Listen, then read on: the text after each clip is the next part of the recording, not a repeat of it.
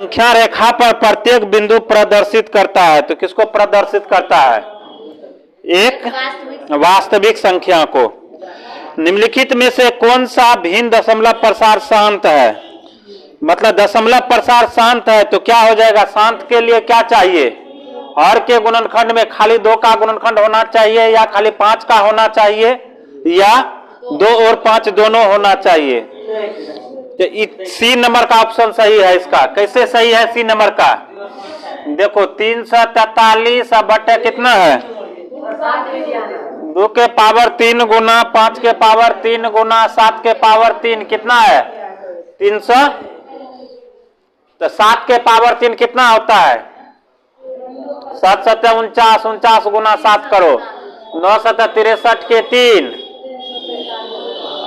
7 चौके 28, 6 34, कितना हो गया? 343। 7 के क्यू से 343 कटेगा। अब क्या हो गया? 1 बटे 2 के पावर 3 गुना 5 के पावर 3। तो 2 और 5 हर के गुणनखंड में है। पावर को नहीं देखना है, देखना किसको है? आधार को। तो क्या है? यह शांत दशमलव है। अगला नंबर है सबसे छोटी पूर्ण वर्ग संख्या जो 16, 20 तथा 24 प्रत्येक से भाज्य हो। तो भाज्य कौन संख्या होता है? तो एलसीएम। तो कितना का? 16 का, 20 का, 24 का एलसीएम निकालो, कितना हो जाएगा?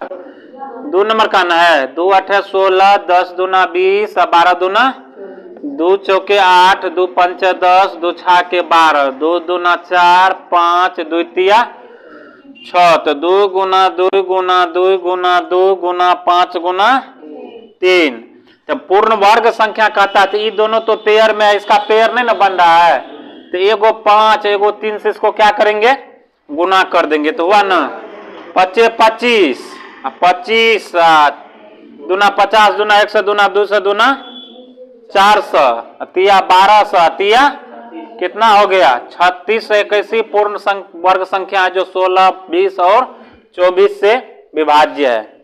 अगर पूर्ण वर्ग संख्या का कंडीशन नहीं रखता तो क्या होता? सीधा इस संख्या का गुणनखंड निकाल देते, यहां तक गुना कर देते तो वही संख्या होता। लेकिन पूर्ण वर्ग संख्या में क्या चाहिए? प्रत्येक संख्या उसका पेयर में चाहिए। तो इसका ऑप्शन कौन सा हो गया? डी नंबर का ऑप्शन हो गया। अगला नंबर बोलो। 2 संख्याओं का लघुत्तम समावर्ती व महत्तम समावर्ती 14 गुना है। तो लघुत्तम समावर्तक तथा महत्तम समावर्तक का जोड़ 6 गुना है। लघुत्तम समावर्तक इनके महत्तम समावर्तक का 14 गुना है। तो लघुत्तम समावर्तक को अगर x मानते हैं तो एलसीएम कितना हो जाएगा? 14 को x होगा कि नहीं होगा? लघुत्तम समावर्तक तथा महत्तम समावर्तक का जोड़ कितना कहता है? 600। यदि एक संख्या 280 है तो दूसरी संख्या क्या हो जाएगा? दूसरी संख्या कहता है क्या हो जाएगा? एगो चीज देखो, ये तो इतना हो गया, इधर लाएंगे तो कितना हो जाएगा? एगो को x ले लेते हैं, एगो को y ले लेते हैं। तो इसका 14 गुना मान लेते ही है। x प्लस y अगर करते हैं तब कितना हो जाता है रे? 600 न रे। इसको करेंगे तो कितना हो जाएगा? x माइनस 14y बराबर कितना? 0। x माइनस 14y बराबर 0। तो x y का वैल्यू इसका निकाल लेगा अब कि नहीं निकलेगा? तो x y का वैल्यू निकाल लेना। दूसरी संख्या पूछा है तो लघुत्तम गुना एलसीएम गुना HCF बटे एक संख्या, तो इसका निकाल के उस पर बैठा देना, आ जाएगा। अगला नंबर पे तब चले। 5 नंबर में कहता है 23.43 को P बटे Q के रूप में लिखित। कितना है? 23.43। तो अब इसका देखो क्या है? P बटे Q के रूप में अगर इसको लिखना है तो क्या करना पड़ेगा? 23.43, 23.43 तो लिखेंगे तो क्या आ जाएगा? 2343 माइनस दशमलव से पहले वाली संख्या तो 23 बटे कितना अंकों की पुनरावृत्ति होता है? 2, अब माइनस 10 के पावर 0 है। 10 के पावर 0 क्यों देंगे? तो इधर कितना संख्या का, एगो संख्या का लगातार नहीं ना हो रहा है। तो क्या हो गया, घटाएंगे तो कितना हो जाएगा, 23 घटा तो 2320 बटे 10 के स्क्वायर 100, 10 के पावर 0 का वैल्यू 1। कोई भी संख्या का पावर अगर 0 हो तो उसका वैल्यू कितना होता है, 1 होता है। तो कितना हो जाएगा, 99। देखो ऑप्शन है ऐसा, कौन सा है, ये नंबर। अगला ऐसा बोलो, कितना नंबर, 6 नंबर में कहता है fx बराबर 2x square plus 6x minus 6 का शून्यांक अल्फा और बीटा है।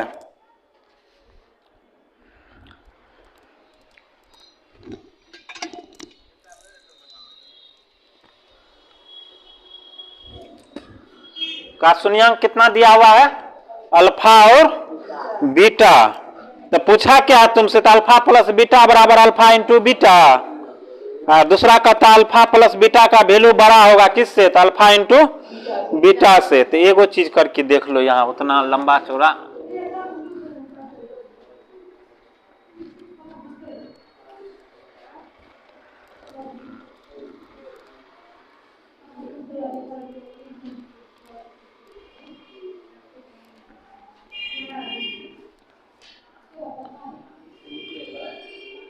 बोलो तो कितना नंबर का है, 6 का। हिसाब बोलो क्या दिया हुआ है, 2x square plus 6x minus 6।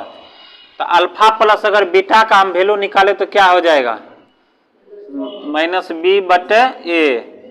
तो क्या हो जाएगा, 6 बटे 2। तो ई माइनस चले जाएगा उधर तक, द्वितीय 6 यानी माइनस 3 आएगा। अल्फा इंटू बीटा का वैल्यू देखो क्या हो जाएगा, माइनस 6 बटे 2 यानी सी बटे ए। तो द्वितीय 6 माइनस 3। तो अल्फा प्लस बीटा बराबर क्या हो गया, अल्फा इंटू। तो ये ऑप्शन देखो है ये नंबर में, मतलब अल्फा प्लस बीटा का वैल्यू अल्फा इंटू बीटा के वैल्यू के क्या हो गया, बराबर हो गया। तो ऑप्शन नंबर ए हो जाएगा तुम्हारा आंसर। कोई दिक्कत नहीं ना, क्या हुआ, रेखिक समीकरण युग्म 2x प्लस 2y बराबर 5, 3x प्लस 12y बराबर 10 है। तो इसका देखो क्या हो जाएगा, 1/3 2 6 के 12। तो a1 बटे a2 और नॉट इक्वल टू b1 बटे b2। तो एकल हल होगा, इक्वल नहीं ना हो रहा है।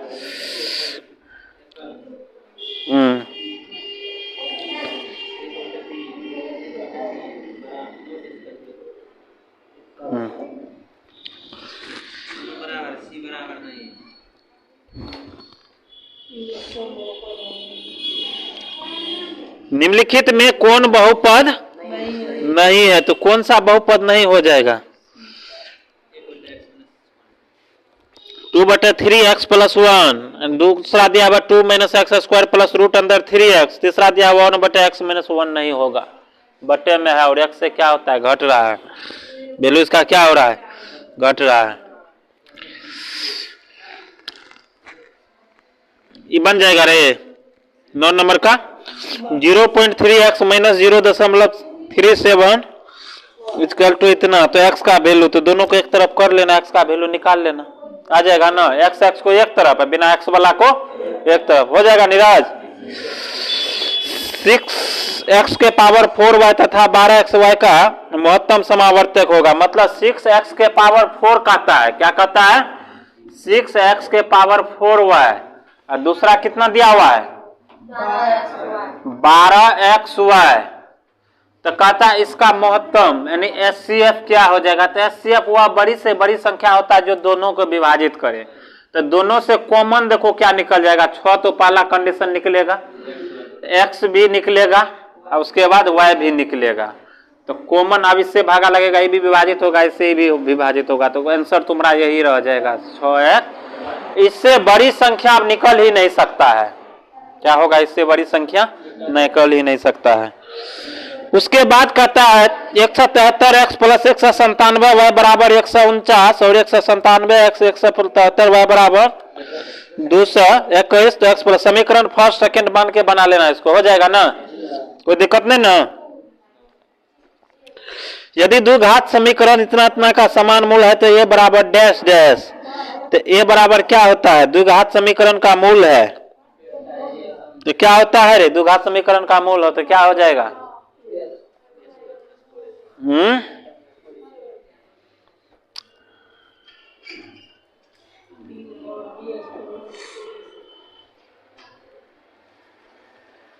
उसमें बैठा लेना।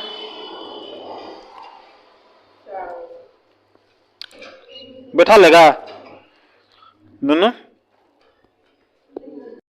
करना हो जाना चाहिए। 64 के वर्गमूल को 64 के घनमूल से भाग देने पर मान होगा। तो 64 के वर्गमूल क्या होता है? 64 के स्क्वायर। 64 के वर्गमूल क्या हो जाएगा? 64 के स्क्वायर। अब कोई संख्या मान लेते हैं, देखो 8 का स्क्वायर करें बटे 8 के क्यूब, 8 का क्यूब में 8 के स्क्वायर से भागा दे तो कितना गुना होगा? 8 8 64 मानी 8 गुना 8 गुना 8 बटे कितना हो गया रे? 8 गुना 8 गुना 8, 2 8 से कटा तो क्या बचा? 1 8 बचा। तो इसका कितना गुना हो जाएगा? 64 के वर्गमूल को 64 के घनमूल से भाग देने पर मान होगा। 64 के वर्गमूल को 64 के घनमूल से, 64 के घनमूल से ना भाग देना पड़ेगा रे। तो कितना हो जाएगा? 8 2 64 के हो जाता है कितना रे घनमूल रे? 8 8 64, 4 चौके 16, 16 चौके 64। तो घनमूल क्या हुआ या वर्गमूल क्या हो जाएगा? ये देखो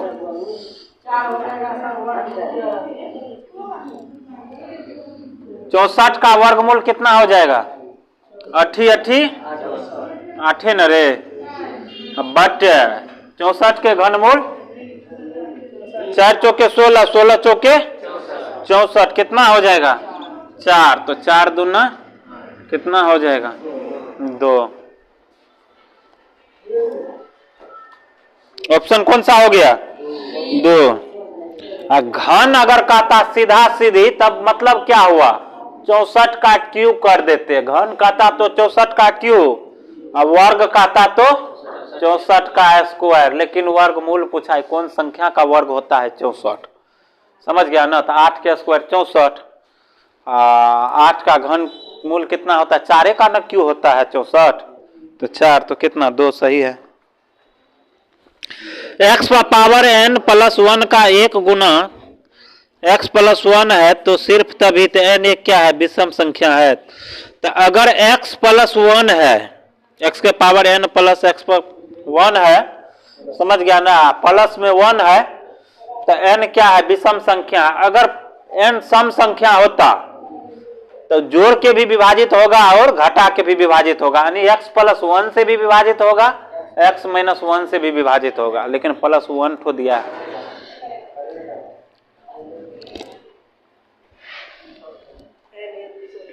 x प्लस 1 ठो दिया है तो विषम संख्या है। रूट अंदर 10 प्लस रूट अंदर 15 बराबर है तो किसके बराबर है? तो रूट रूट में गुना होगा ना। 15 दहाई 100 कितना हो जाएगा? 150, यानी रूट अंदर 10 गुना रूट अंदर 15, रूट रूट में अंदर गुना होगा 150। 150 के वर्गमूल 25 25 25 के यानी एगो 5 बाहर, रूट अंदर 6 बच जाएगा। हुआ इसके बराबर। अगला नंबर बोलो। रूट 3 tan थीटा बराबर 3 sin थीटा। इस सवाल कल भी एगो पकड़ाया है। 1/3 नहीं रे